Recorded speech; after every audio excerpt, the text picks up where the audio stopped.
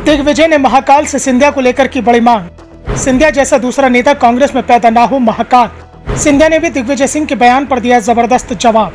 मध्य प्रदेश में अगली सरकार किसकी होगी ये इस साल के आखिरी में तय होगा। मुकाबला शिवराज सिंह चौहान और कमलनाथ के बीच है, क्योंकि दोनों ही पार्टियों ने एक तरह से तय कर लिया है कि उनका सीएम उम्मीदवार कौन होगा। मध्य प्रदेश में बीजेपी की सरकार है और शिवराज सिंह चौहान सीएम है और ये तय है कि बीजेपी उनके नेतृत्व में ही चुनाव लड़ रही है। दूसरी ओर कांग्रेस के अंदर भी इस बात को लेकर अब सर्वसम्मति बन चुकी है कि कमलनाथ उनकी ओर से सीएम पद के उम्मीदवार होंगे। इस बार मध्य प्रदेश में 2018 की तरह कांटे का मुकाबला होना तय माना जा रहा है।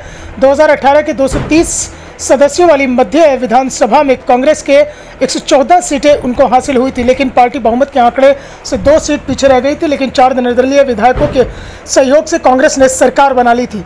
दूसरी ओर बीजेपी 109 सीटें हासिल कर पाई थी, लेकिन मार्च 2020 में ज्योतिरादित्य सिंधिया ने कांग्रेस से बगावत कर दी, जिस कारण कांग्रेस की सरकार चली गई और शिवराज सिंह चौहान के नेतृत्व में बीजेपी की सरकार बन गई। इसके बाद से ही मध्य प्रदेश कांग्रेस के निशाने पर शिवराज से ज्यादा सिंधिया रहते हैं और सिंधिया को उनके गढ़ में घेरने की कमान संभाली है पूर्व सीएम दिग्विजय सिंह ने। दिग्विजय सिंह ने दावा किया है कि कांग्रेस में अब कोई गद्दार नहीं बचा है।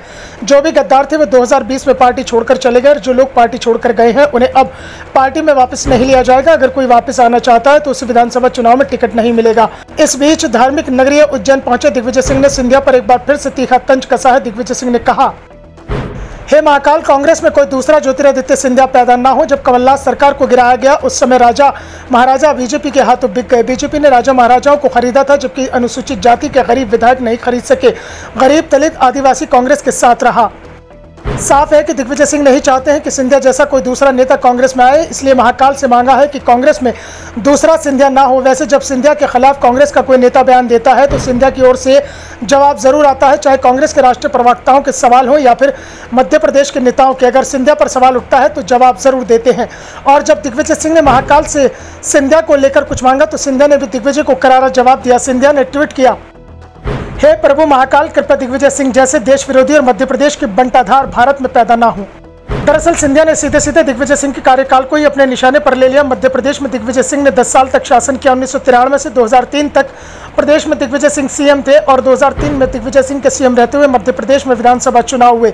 बीजेपी ने दिग्विजय सिंह के खिलाफ बंटाधार कैंपेन चलाया, जिसके बाद कांग्रेस को इतिहास में सबसे बुरी हार मिली थी। उसके बाद कांग्रेस को मध्य प्रदेश में कभी बहुमत नहीं मिल पाया। 2018 में जब कांग्रेस की सरकार बनी तब पार्टी 2 सीट पीछे रह गई थी। इससे पहले 2003, 2008 और 2013 में तो कांग्रेस 80 सीटों तक भी नहीं पहुंच पाई और कांग्रेस में इसके लिए दिग्विजय सिंह के शासनकाल को जिम्मेदार माना जाता है। बीजेपी भी लगातार दिग्विजय सिंह के शासनकाल और अपने शासनकाल की तुलना ही जनता के बीच करती रहती है, लेकिन जब कमलनाथ अपने 15 महीनों का कामकाज जनता के बीच रख रहे हैं, जिससे बीजेपी की परेशानी बढ़ सकती है। The Indian news.